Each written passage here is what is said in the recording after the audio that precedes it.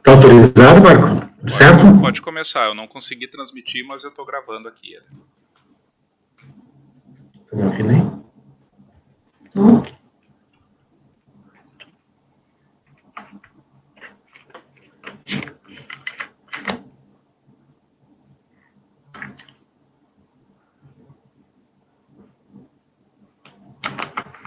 Desculpa, eu falei, mas estava mudo aqui. Pode começar assim, Éder, que eu estou gravando, mas eu não consegui transmitir de novo. Muito bem. Então, o tema que nós escolhemos para a nossa reflexão, para o nosso estudo de hoje, é sobre um dos símbolos mais importantes da história do cristianismo, e que a gente sempre fala, sempre ouve falar, e sabe que esse símbolo existiu, mas a gente nunca fez um estudo sobre isso, né? Nunca falamos abertamente sobre o significado da coroa, né? A coroa de espinhos que Jesus vestiu, né? Que lhe colocaram, né? Nos momentos que antecederam e que continuaram até a crucificação. Como todas as coisas do Evangelho, lembrando que o Evangelho é toda a vida de Jesus, desde a preparação da vinda dele aqui na Terra, né, das lições da manjedoura até o madeiro, até a cruz, né, toda essa passagem é o Evangelho, né, é a vida dele, né, onde ele refletia as leis divinas e a vontade de Deus em relação a nós. Então, tudo que vinha, que acontecia com ele, e que saía da sua boca, ou tudo que era principalmente ligado a si, a sua ação, ela nos diz respeito muito forte, e ali tem um aprendizado, ali tem uma lição. Então, nós vamos falar da coroa, mas antes eu queria, para que a gente entenda por que a gente valoriza esse estudo, e é importante falar dessas questões vinculadas ao Evangelho. Na questão 627 do Livro dos Espíritos, né, Kardec pergunta para os benfeitores, para a Pleiade de Espíritos, né, uma vez que Jesus ensinou as verdadeiras leis de Deus, qual a utilidade do ensino que os Espíritos dão? Terão que nos ensinar mais alguma coisa? Uma pergunta de uma grande honestidade de Kardec, né? Lá na questão 625, ele recebeu a resposta que Jesus é o guia, modelo da humanidade, né?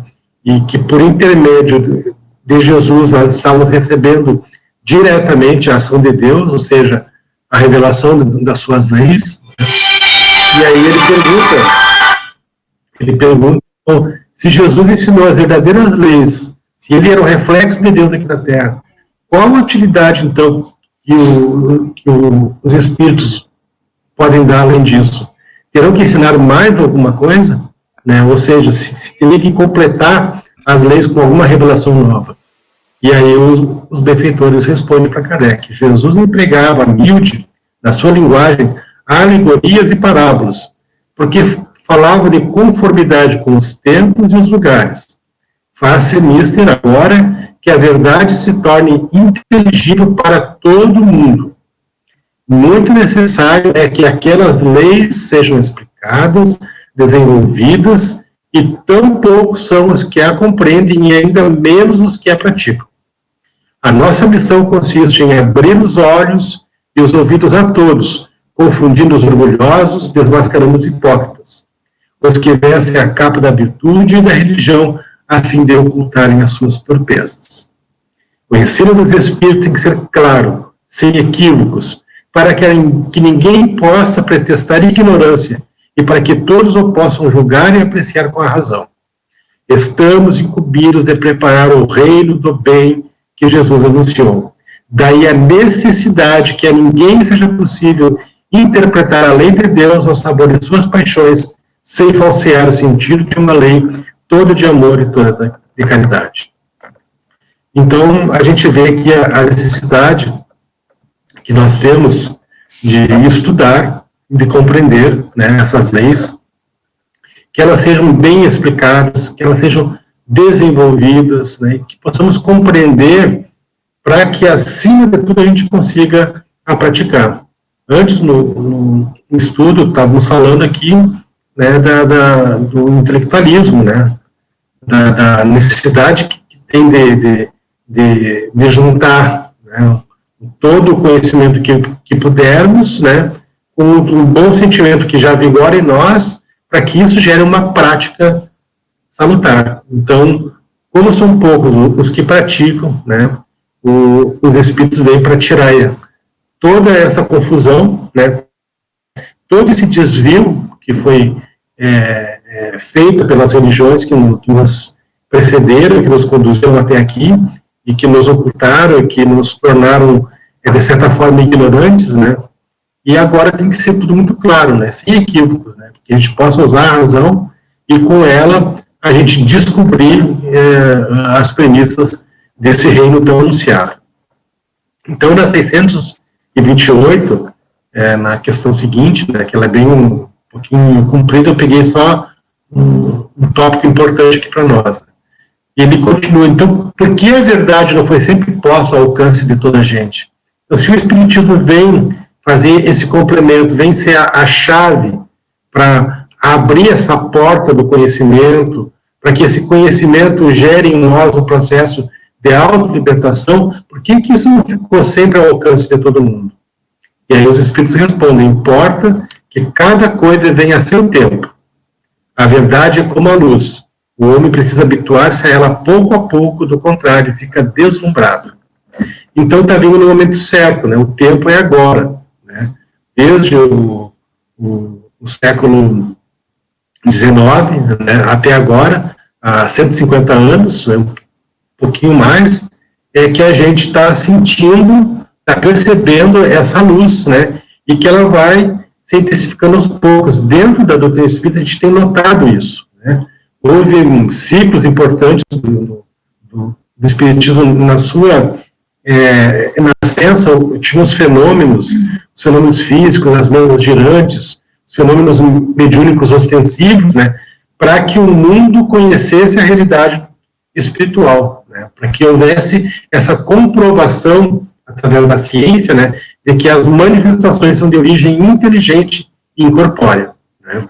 Então, esse ciclo já passou. Depois veio o ciclo ainda dos efeitos físicos, dos processos de cura, veio a era dos grandes palestrantes, né, e agora nós estamos na era do estudo. O momento do espiritismo hoje é de voltar-se para dentro desse manancial de bênçãos que nós temos e ir descortinando, e fazendo um estudo sério, minucioso, adequado ao nosso tempo, né? E para que isso aconteça é necessário que a gente vá até a época que Jesus viveu, até a sua língua, a sua cultura, e consiga entender como era dito, para que a gente possa transformar no dia de hoje, nos momentos atuais, essas verdades que são imperecíveis.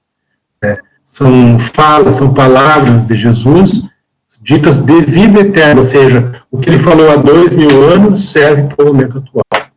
E aí os Espíritos continuam respondendo para Kardec. Graças à explicação que o Espiritismo dá de uma imensidade de coisas, que até agora se figuram sem razão alguma e cuja realidade está hoje irrecusavelmente demonstrada. Não desprezeis, portanto, os objetos de estudo que esses materiais oferecem. Ricos eles são de tais objetos e podem contribuir grandemente para a vossa instrução. Então, o que nós vamos fazer hoje? Nós não vamos desprezar, né, um símbolo tão importante da história do cristianismo, né? E o que isso tem a ver com os nossos dias atuais, para a nossa vida? O que esse ensinamento, o que esse estudo pode marcar para o meu dia de hoje, para a minha semana, para a minha vida, para o meu conhecimento, né?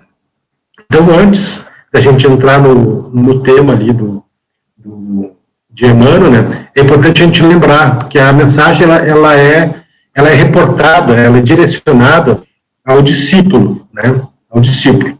E quem é o discípulo, né? A gente botou aqui de forma letra bem garrafal, bem grande, né? O discípulo é aquele que ainda não se aperfeiçoou ao nível ideal. tem dificuldades, tem obstáculos de ordem moral, porém decidiu permitir que o Evangelho opere nele o milagre da transformação. É um aprendiz do Evangelho, pois escuta e aplica as lições nele contidas. Então, se nós nos identificamos como candidatos ao discipulado, ou seja, estamos matriculados toda segunda-feira, todo sábado, no Boa Nova, agora por internet de lives, né? Nós estamos matriculados nos grupos de estudo, então nós podemos nos intitular como candidatos ao discipulado, né? Então, nós sabemos que nós ainda não nos aperfeiçoamos, né, ao nível que nós gostaríamos, temos ainda muitas dificuldades, né, para aplicar essas máximas, vivenciar o Evangelho. Nós temos obstáculos ainda de ordem moral, que cada um trabalha em si e luta arduamente para que esses obstáculos, né, transformem-se em virtudes, né, mas, percebendo essa imperfeição, a gente decidiu permitir que o Evangelho passe por nós e vá causando essa transformação. Nós somos imperfeitos, sim, né, mas nós não somos inúteis. Nós somos capazes de ir passo a passo, né, angariando essas condições. Então, o discípulo é o aprendiz do Evangelho, pois escuta, aplica as lições nele contidas, que é o que nós estamos fazendo aqui. Nós estamos com os dois ouvidos, né, para ouvir mesmo, né, para escutar, literalmente, e que essas verdades fiquem conosco. Então, agora nós vamos direto para a mensagem, né, que fala sobre a cruz. Né. Então, Emmanuel começa falando, dizendo assim, quase incrível o grau de invigilância da maioria dos discípulos do Evangelho na atualidade, ansiosos pela coroa dos triunfos mundanos. Aqui nós já temos uma reflexão a fazer. Né? Emmanuel está dizendo que é quase incrível, né, o grau de vigilância. Por que é incrível? Porque quando a gente se coloca como discípulo, como diz aqui, para aprender o Evangelho, para escutar e aplicar as lições, né, é incrível, né, que a invigilância da maioria dos discípulos, né, cause, né, essa estupefação em Emmanuel, e aqui ele acrescenta, né, ansiosos pela coroa de triunfos mundanos. Mas como um discípulo do Evangelho pode querer os triunfos mundanos? E aí tem uma palavrinha mágica, né, mágica não, uma palavrinha, né, que na verdade é um grande obstáculo chamado vaidade, que é o personalismo humano. Então, muitas pessoas, né, que se vinculam ao estudo do Evangelho, ou representar o Evangelho em determinados credos, né, e aqui nós temos que puxar para dentro do Espiritismo, que é onde nós temos o nosso campo de fala, né. Então, muitos espíritas, né, que se intitulam espíritas, né, querem essa coroa dos triunfos mundanos. Mas que coroa é essa? É a coroa do mundo, é o que o mundo oferece, né? Porque ser um palestrante renomado, né, ou escrever livros e vender muitos livros, né, pode tornar essa pessoa uma triunfadora. Eu gostei muito que o Jairo falou lá antes, que ele citou ali o livro, né, do Voltaire, né, do Irmão Jacó, que na verdade é o pseudônimo, né, do trabalhador espírita aí, né. Ele fez todas as obras que podia fazer dentro da Federação Espírita Brasileira, contribuiu para a evolução da indústria fonográfica.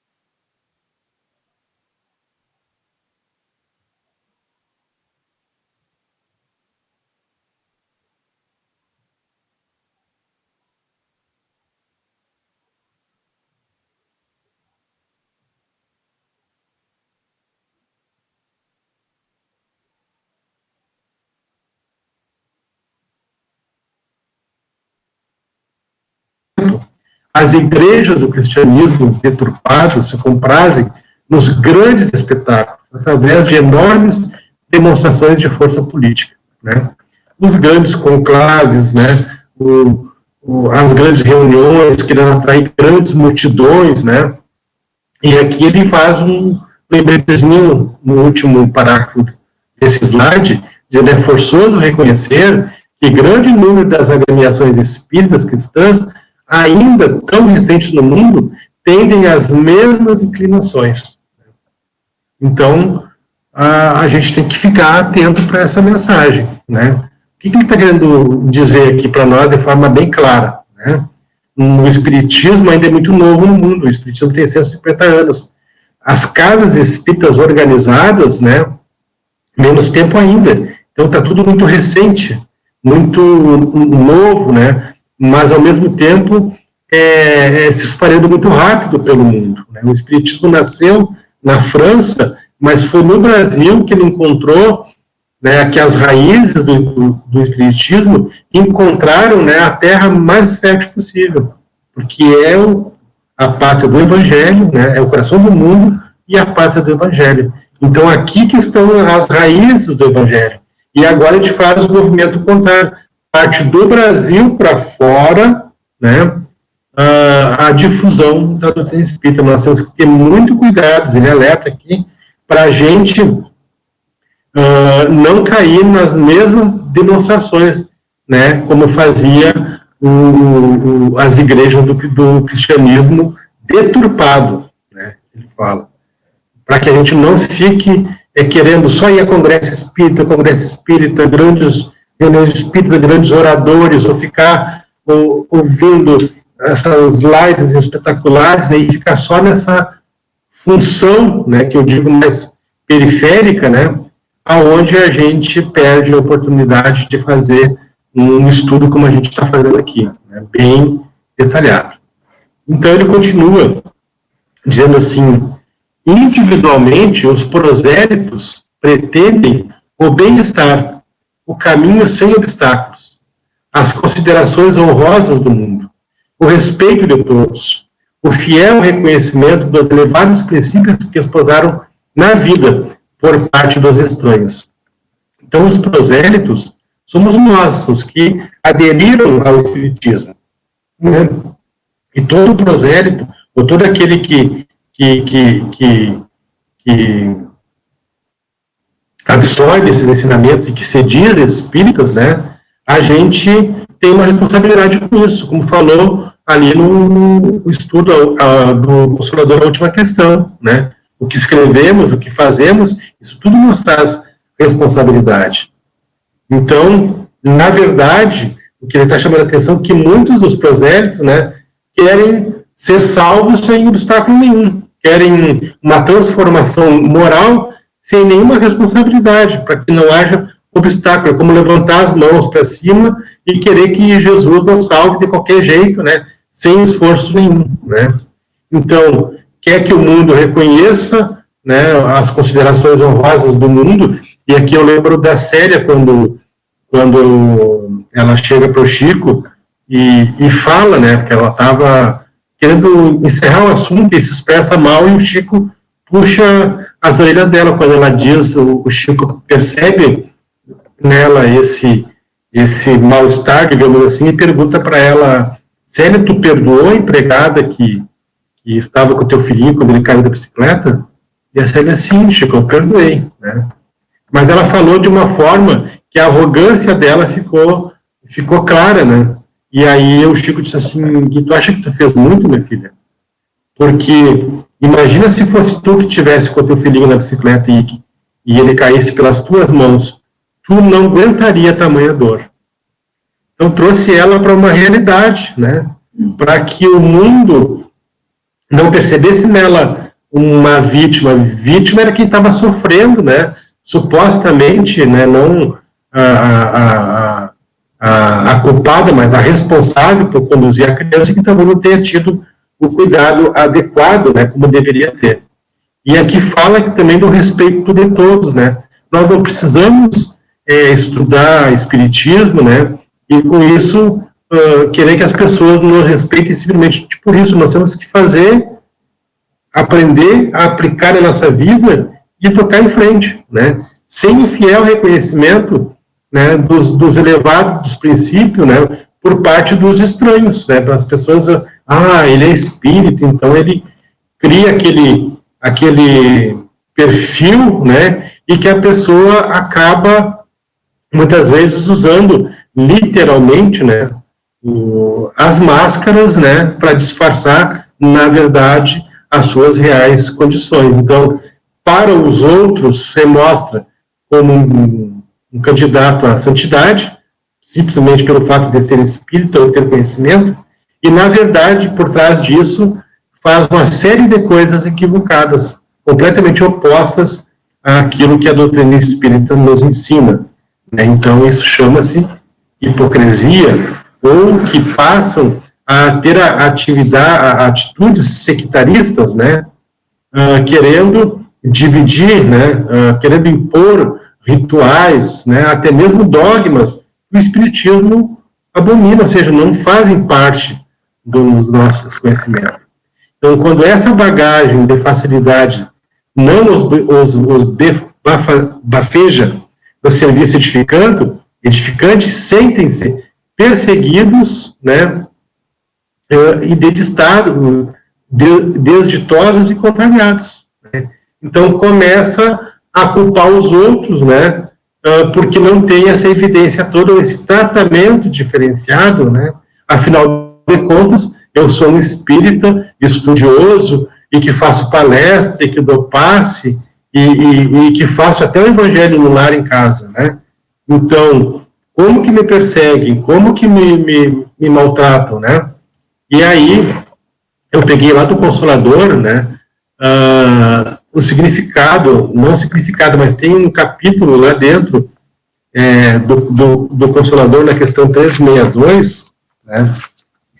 Fala exatamente sobre os prosélitos, né? Diz assim, perguntaram para Emmanuel, né? Poderemos receber um novo ensino sobre os deveres que competem aos espíritas? Como se nós tivéssemos que ter assim uma lei nova ou uma regra, né, específica.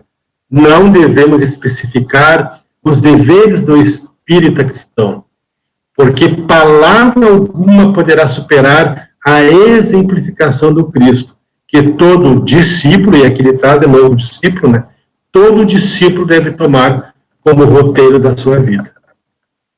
Então, não adianta falar nada de forma mágica, de forma objetiva, né? Nós simplesmente temos que compreender a mensagem, né?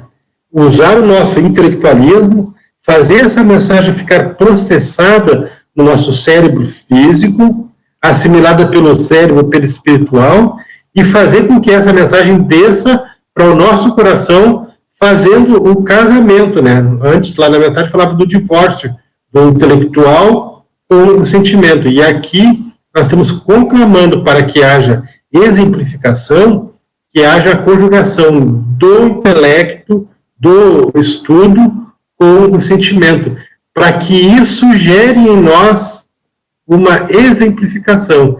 Então, tudo que eu for falar, como eu vou agir, como eu me manifesto, como eu ajo, né, tudo que eu faço, tudo que eu penso, esteja alinhado com os ensinamentos de Jesus. E aí ele continua aqui, Emmanuel, falando que o espírita, nas suas atividades comuns, dispense o máximo de indulgência para com os seus semelhantes, ou seja, eu tenho que olhar para o meu semelhante e entender todos os defeitos, todas as limitações dele, mas nenhuma indulgência para comigo mesmo.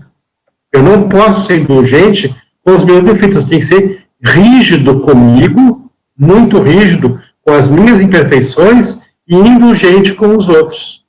Isso vai nos garantir, vai nos preservar, né, a verdade para conosco. E essa é uma das coisas mais difíceis. E aí ele coloca, deverá buscar a iluminação. Só coloca na tela inteira, bebê, que eu quero ler aqui. Isso, a última frase não está aparecendo aqui para mim. Emoção dos outros. De cogitar a emoção dos outros, deverá buscar a iluminação. Ficou sem a barrinha aqui. Enfim, vamos para a próxima questão. Pode ouvir, né? A 364. Né? O espírita, para evoluir na doutrina, necessita estudar e meditar por si mesmo, ou será suficiente frequentar as organizações doutrinárias esperando as palavras dos guias? Né? Ainda dentro lá do Consolador. Né? Então, nós tínhamos a 362 e agora nós estamos na 364. O espírita, para evoluir na doutrina, necessita estudar e meditar por si mesmo, ou será suficiente frequentar as organizações doutrinárias, esperando a palavra dos guias? Ou seja, eu vou dar prosseguimento ao meu conhecimento, à minha caminhada, né, só ouvindo do palestra, né, e esperando as mensagens dos guias espirituais, ou eu tenho que estudar e meditar por mim mesmo? Aí Emmanuel responde: é indispensável a cada um o esforço próprio no estudo, meditação, cultivo e aplicação da doutrina em toda a intimidade de sua vida. A frequência às sessões ou o fato de presenciar esse ou aquele fenômeno, aceitando-lhe a veracidade, não traduz a aquisição de conhecimentos. Um guia espiritual pode ser um bom amigo, mas nunca poderá desempenhar os vossos próprios deveres, nem vos arrancar das provas e das experiências imprescindíveis à vossa iluminação. Daí surge a necessidade de vos preparardes individualmente na doutrina, para viverdes tal experiência com dignidade espiritual no instante oportuno. Então aqui ele Emmanuel dá um puxão da orelha e, na verdade, traça para nós uma diretriz, né, para os prosélitos, ou seja, para nós. Então, nós não temos uma regra específica, né, um dever específico, nós temos é que exemplificar, né, esses ensinamentos, a exemplificação do Cristo, né, na nossa vida. E, para isso, nós temos que dispensar para os outros indulgência e muito rigor para conosco, né? Então, nós temos que meditar, nós temos que estudar, nós temos que cultivar esses ensinamentos em nós e aplicar eles definitivamente de forma quase que obstinada no nosso dia a dia, né? Então, eu frequentar as reuniões, assistir às lives é importante, fazer parte dos grupos de estudo é fundamental, né, para que a gente aumente a nossa aquisição de conhecimentos. Ouvir uma mensagem de Bezerra de Menezes, né, ler uma mensagem de Emmanuel, né, vai nos trazer uma série de benfeitorias, né, mas nada vai prescindir, né, o estudo e a meditação que nós temos que fazer, né, para a nossa própria iluminação, né, de preparar-se individualmente, né, e de forma a gente viver essas experiências, né, com dignidade espiritual e no instante oportuno. O instante oportuno é o momento de agora. E a 371, que eu também achei interessante a gente trazer aqui, que perguntaram para Emmanuel: devem ser intensificados no Espiritismo as sessões de fenômeno mediúnico? Né? Aí Emmanuel responde: são muito poucos ainda os núcleos espíritas que se podem entregar à prática mediúnica com plena consciência do serviço que tem em mãos.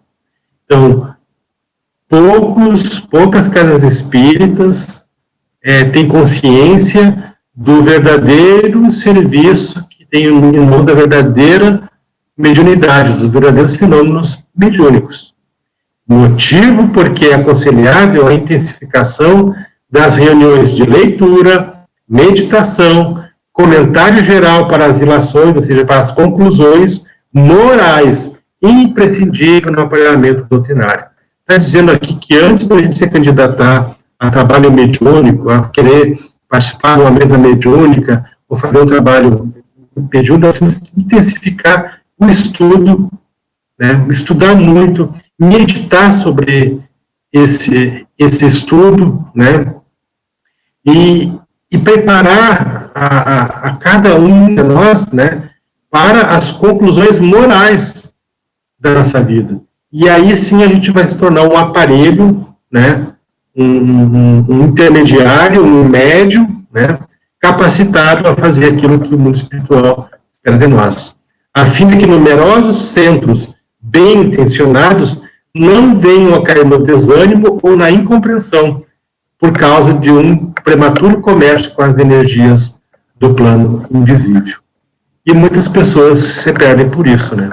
Vêm até a doutrina espírita na busca, né, dos fenômenos mediúnicos, quando o obtém não é de forma satisfatória, e muitos acabam migrando para outras formas de estudo, para outras aplicações, ou até mesmo comercializando essa pseudo-mediunidade, né, vivendo e tendo o seu sustento a partir daí.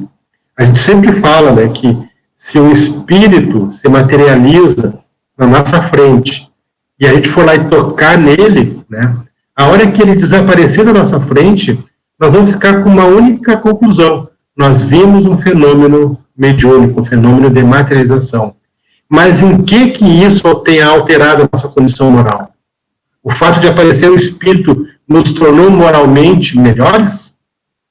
Não, nós só vimos um fenômeno mediúnico. Então não adianta nós buscarmos o fenômeno mediúnico sem acontecer uma transformação íntima, uma vinculação moral daquilo que nós precisamos, senão a gente vai ser aquela árvore seca. Então, voltando então para a mensagem da cruz, né, já vimos então o que o prosélito, o espírita, né, aquele que assumiu ser espírita, né, deve fazer nas mensagens que Emmanuel nos coloca ali, a importância do estudo e da observação fundamental do espiritismo, e aí ele continua. Mas e o Cristo? Não bastaria o quadro da coroa de espinhos para atenuar-nos a inquietação? Ou seja, será que ele não mostrou para nós, né, o que o mundo pode nos oferecer? E aí ele coloca, naturalmente, que o mestre trazia consigo a coroa da vida. Entretanto, não quis perder a oportunidade de revelar que a coroa da terra ainda é de espinhos, de sofrimento e trabalho incessante para os que desejam escalar a montanha da ressurreição divina. Quando prenderam Jesus, açoitaram muito ele, bateram muito. Muitos dos que eram presos nessa condição pré-crucificação, que era uma das maneiras mais dolorosas de morrer e também mais vergonhosas do ponto de vista social, só ladrões e pessoas de crimes assim que chocavam as leis da época sucumbiam pela crucificação. Mas antes de ser crucificado, eles eram açoitados e muitos morriam ali nos próprios açoites. E Jesus suportou esses açoites, e como que se não bastasse, eles ainda vestiram ele de púrpura, né, e colocaram um cedro na mão dele, né, como que simbolizando um rei. E como um rei, teria que ter uma cruz, e aí colocaram essa coroa de espinho na cabeça dele, simbolizando, né, o seu reinado, ou seja, estavam caçoando, né, e rindo de Jesus. E aí Emmanuel conclui, né, ao tempo em que o Senhor inaugurou a Boa Nova entre os homens, os romanos coroavam-se de rosas, mas negando-nos a sublime lição, Jesus dava-nos a entender que seus discípulos fiéis deveriam contar com os distintivos de outra natureza. Então, qual é a coroa que Jesus realmente tem hoje, né? A coroa de espírito puro, né? Quando a gente fala em ressurreição, nós queremos ressurgir numa vida espiritual ou numa outra encarnação, né? Ressurgir uma vida em abundância, mas coroado pelo esforço que fizemos da aplicabilidade do Evangelho em nós. Então, quando nós utilizamos os conhecimentos da doutrina espírita, quando utilizamos a mediunidade para aparentar para o mundo que somos importantes, né, ativando nisso o personalismo, ou até mesmo através da arte no movimento espírita, tem que ter muito cuidado, porque essa arte também pode levar para o campo da vaidade, porque muitas pessoas pensam em brilhar e não iluminar, né? Brilha aquele que quer mostrar-se para o mundo, para as pessoas, e ilumina aquele que, através da sua transformação íntima, da sua vida, do que diz, do que fala e como age, ele mostra para outra pessoa um caminho de iluminação, que a pessoa também vai querer seguir aquela mesma luz que está nela. Então, a observação de Jesus é que nós devemos contar sempre com os distintivos de outra natureza, ou seja, da natureza espiritual. Então, quando Emmanuel fala que nós precisamos muito, muito, muito de espiritismo, nós precisamos.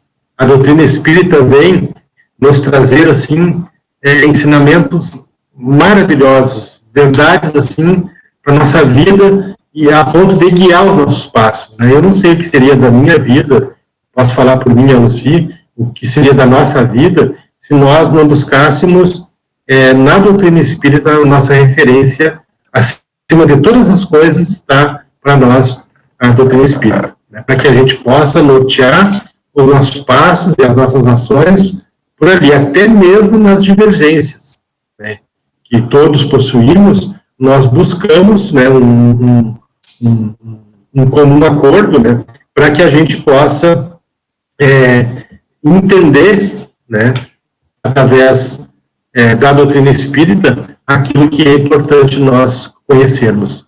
Então, esse chamamento da mensagem da coroa nos mostra que Jesus, né, ele quis trazer para nós, né, a coroa da vida em abundância, da vida espiritual, da vida que todos nós devemos pleitear, utilizando de todas as potencialidades que nós temos, do nosso intelectualismo, dos nossos sentimentos que já estão voltados para o bem, nós percebemos no momento em que nós estamos vivendo essa transição planetária, em que nós estamos agora, fomos convocados a vivenciar esta oportunidade, e eu chamo dessa oportunidade da pandemia, eu chamo a pandemia de oportunidade, porque é um momento em que nós podemos nos mostrar tal qual nós somos, né? E quando eu vejo essas mudanças para nós aqui, de bandeiras amarela para vermelha, e perigando haver uma bandeira preta, ou seja, o fechamento total de novo, é porque eu vejo que ainda está faltando em nós, né, a prática da empatia, né, a prática da regra áurea, né, que é fazer ao próximo aquilo que gostaríamos que fosse feito a cada um de nós. Então, quando a gente não se cuida, não faz o isolamento aqueles que podem, a gente sai arriscando a vida do outro, também eu vejo que essa transição planetária, né, e esse fator pandêmico de hoje não está sendo aproveitado como deveria. E a transição serve para os espíritos encarnados, ao qual nós estamos hoje nessa condição, vivenciando um dos momentos mais históricos da humanidade, esse momento atual que vivenciamos hoje. Nós temos que aproveitar esse momento, porque a transição é para exatamente mostrar o joio do trigo, né? Ah, mas e se eu sou joio ainda, se eu sou imperfeito, e se eu ainda tenho muitas dificuldades morais, se eu ainda tenho muita desconhecimento da verdade, né? Eu vou ser punido por isso? Não. Todo joio pode ser transubstanciado, ou seja, pode ser transformado em trigo. Basta que para isso ele aproveite, né, a lavoura, né, ao qual onde ele está inserido, ou seja, o mundo que a gente está, a família que a gente está, né, convivendo com as pessoas que a gente precisa estar, utilizando o nosso coração, né, deixando que ali vigore a boa semente, nós estaremos fazendo uma transição para uma condição íntima, interior, regenerativa, propiciando que depois dessa transição planetária, o mundo de regeneração se instale definitivamente no mundo a partir de cada um de nós.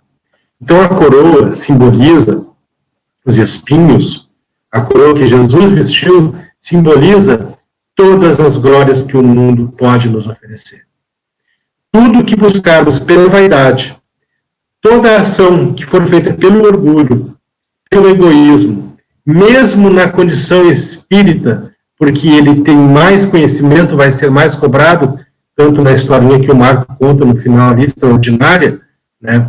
Os 4 que não sabiam tanto receberam, né, as orientações, ou seja, a punição ou observação do rei de forma proporcional às suas ações pela ausência do conhecimento, mas aquele que conhecia a lei, aquele que estudava, aquele recebeu as 36 chibatadas, ou seja, nós somos aqueles hoje que não podemos dizer que nós não sabíamos.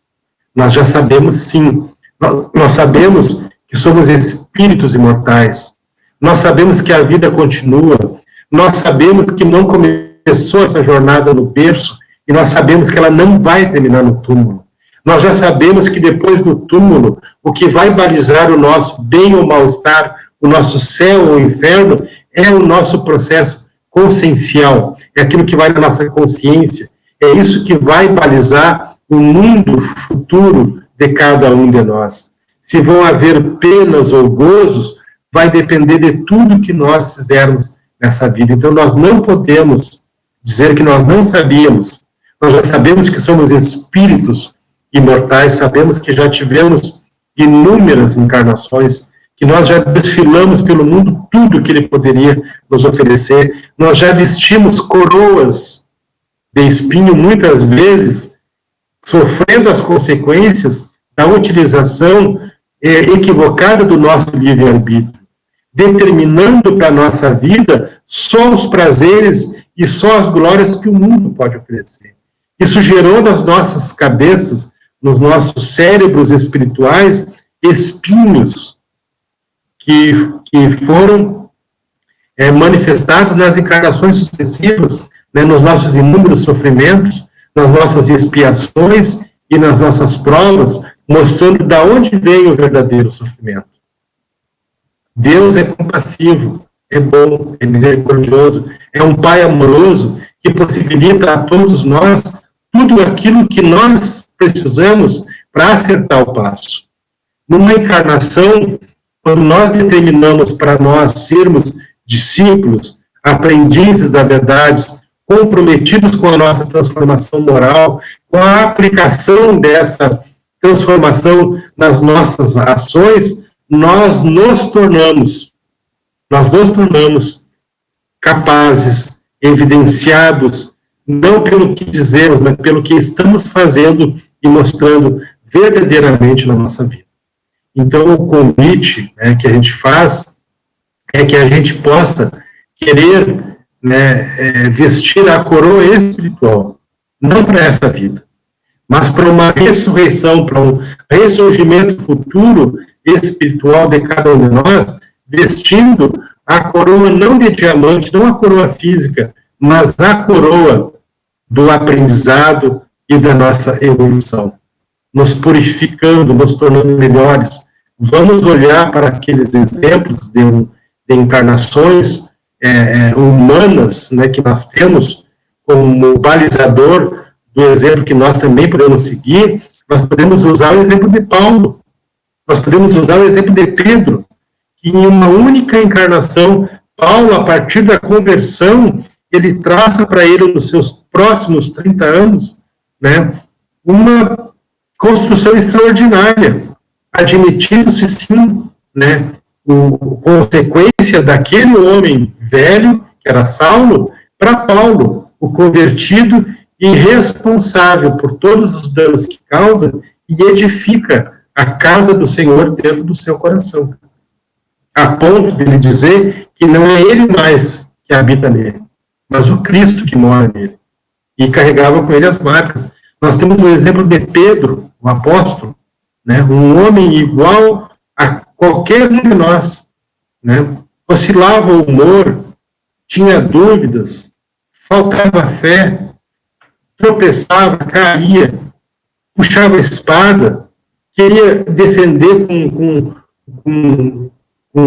de forma material Cristo, né? Fugiu, negou, se comprometeu e só foi despertar mesmo para a responsabilidade do apostolado, que é o próximo passo que o discípulo dá, é o apostolado, que, ou seja, é a renúncia total em prol da causa do Cristo, né? Pedro só foi despontar para isso junto com os demais em Pentecostes, né? Com o amparo de Jesus materializado, dando a eles, então, a verdadeira condição, ou seja, colocando neles a coroa do aprendizado.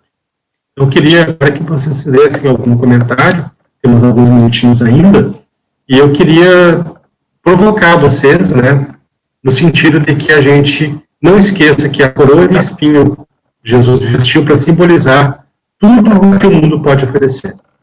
Como tudo na vida dele, desde a manjedoura que nos mostra o exemplo claro da simplicidade e da humildade, mostrando que não importa da onde que nós começamos, mas onde nós vamos chegar, tem um sentido muito grande. Assim como a cruz tem um sentido muito grande para todos nós, a coroa colocada nele mostra o resultado de tudo o que nós buscarmos pelo mundo. E aquilo que nós não buscarmos pelo mundo, mas que for de forma espiritual, como espírito que somos, nós seremos laureados por uma outra coroa que não é de ordem material e que não tem valor monetário material, mas que tem valor espiritual. Ah, você quer fazer um comentário? Não, não quero. Não tinha. Não. Alguém quer fazer algum comentário? Zero. Eu estou quietinho, não é a Cláudia que está ali.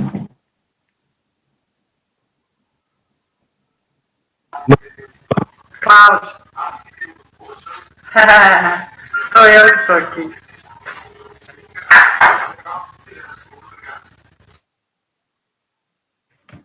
Pode falar.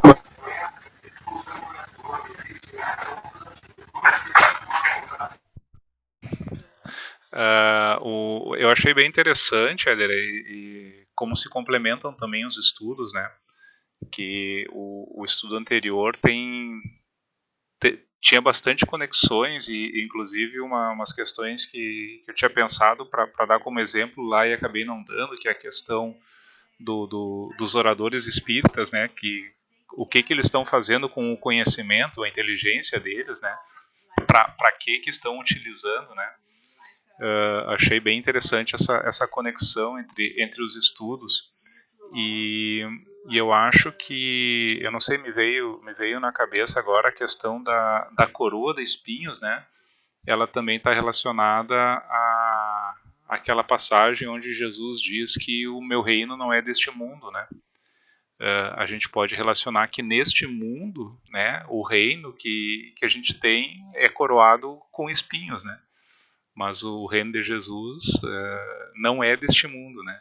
Então ali vai estar, vamos dizer, a verdadeira coroa, né? Agora a gente só pode almejar essa coroa de espinhos, né? Mas não pensando que, vamos dizer, é só através do sofrimento que a gente vai poder evoluir, né? Mas sim que a gente vai ter que zelar pelos nossos atos, não é? Para não fazer com que as nossas ações ou, vamos dizer, tudo aquilo que a gente recebeu, né, nessa existência, que a gente use para o bem geral e não para o nosso bem individual, não é? Então, não que tudo vai ser sofrimento, né? Mas a gente tem que estar muito atento para não, vamos dizer, deixar todas aquelas nossas más tendências tomarem conta de nós, não é? Que é aí que está representado mesmo essa coroa de espinhos, né? Verdade, Marco. Isso que tu fala é bem importante, né? Porque a gente está passando agora da era dos grandes palestrantes, né, para a era do estudo, né?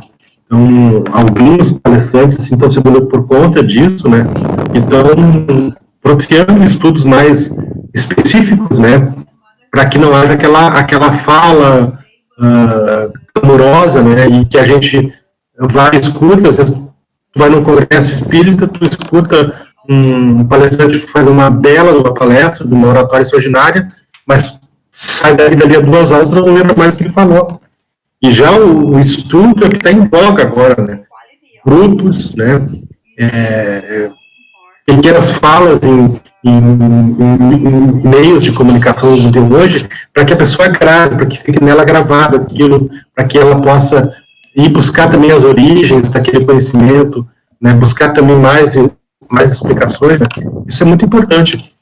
O Boa Nova foi, e acho que ainda é um pouco criticado, né, pela questão de nós não termos ainda uma mesa mediúnica organizada, né, e eu às vezes até acho engraçado, porque mediunidade não é só mesa mediúnica, né, trabalhar numa evangelização, montar um grupo de evangelizadores e colocar 3, 4 ciclos a funcionar, né, atendendo pais e criança, é uma atividade mediúnica extraordinária, estrondosa, né, promover um grupo de estudo, né, de forma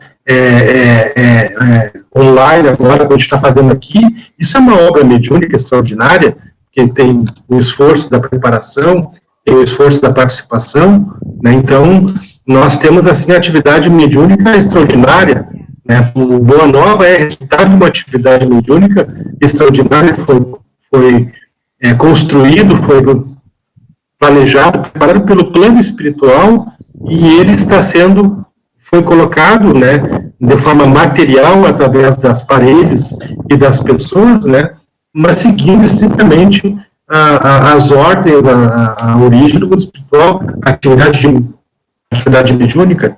Pode falar, Luzi. Não, eu só queria que eu lembrei que uma vez eu estava ouvindo uma palestra e vi que na época de Jesus eles costumavam se coroar de flores, né? E Jesus, quando nos deixou, né, foi coroado de espinhos, nos lembrando que mesmo que a gente siga todas as regras, que a gente ande no caminho reto e que a gente encontre a religião, como muitas pessoas acham que eu estou dentro de uma religião, eu estou dentro de uma casa espírita, então eu não posso sofrer, eu não posso ter dores, eu não vou ter problemas. E Jesus, eu acho que quis dizer, a gente vai ter ainda muitos espinhos pelo caminho, a gente ainda vai passar por muitas dificuldades, por muitas dores, mas a gente vai conseguir vencer se a gente tiver colocado a doutrina não na nossa mente, mas no nosso coração, né? E eu acho que é isso que Jesus queria dizer. Venham comigo, mas eu não garanto que vocês não vão sofrer, que não vai ter sofrimento no caminho. O sofrimento vai existir, mas eu estou com vocês, né? Eu acho que é isso.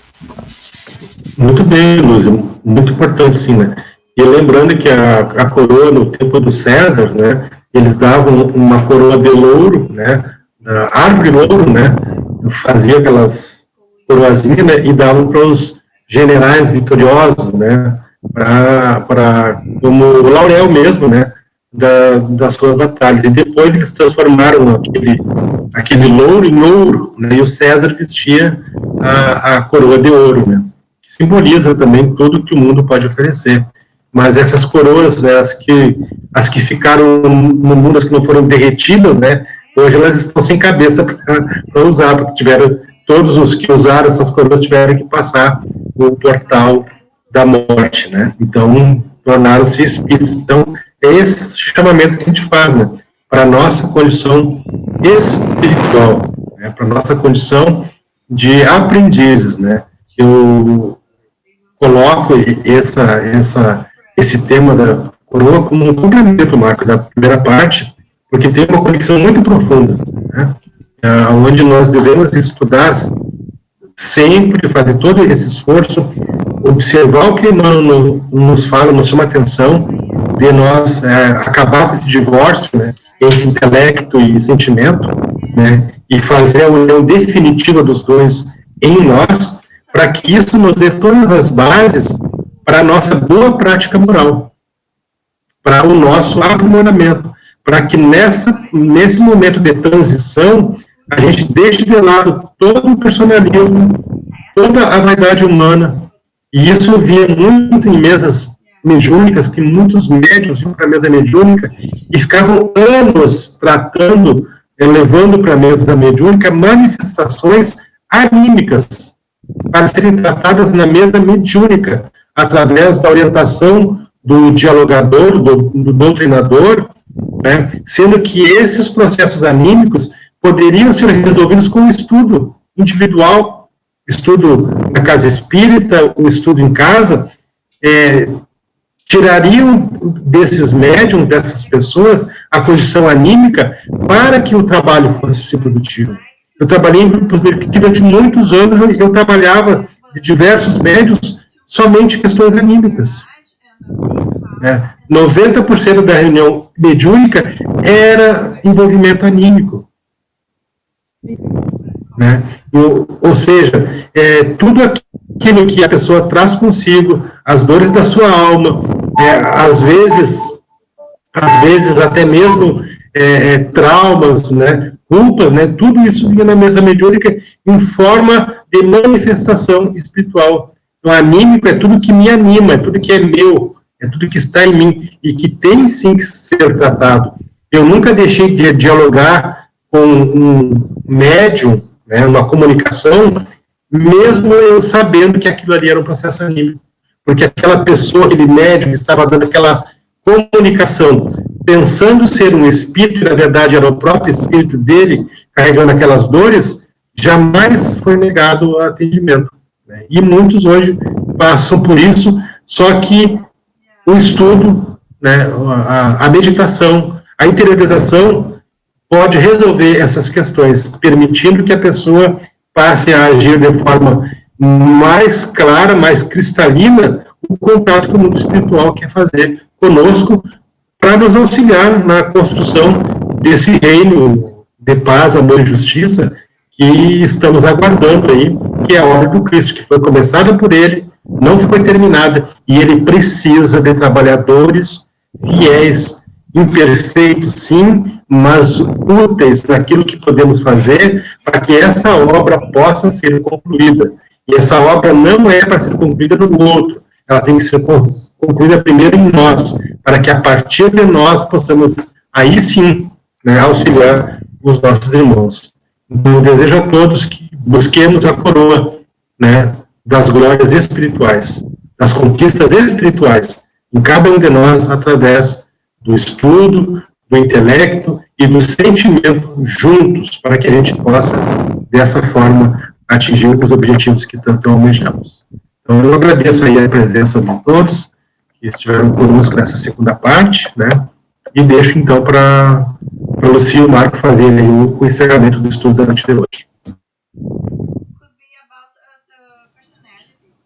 Então, agradecemos a presença de todos, né, excelente estudo, foi complemento um do outro, mesmo sem ter planejado, né, e segunda-feira que vem o Marco termina essa questão do intelectualismo, vai fechar essa questão aqui, com chave de ouro. Então, eu gostaria de ver quem quer fazer a prece para a gente fazer o encerramento. Eu fiquei devendo a prece semana passada. Diane, então tá.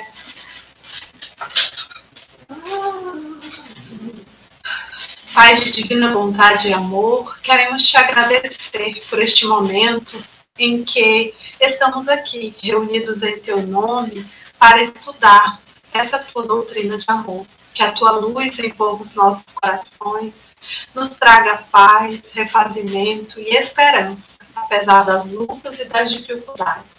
Que Jesus nos ampare e nos abençoe, hoje, amanhã e sempre. Que assim seja. Que seja. Um abraço a todos, então, e até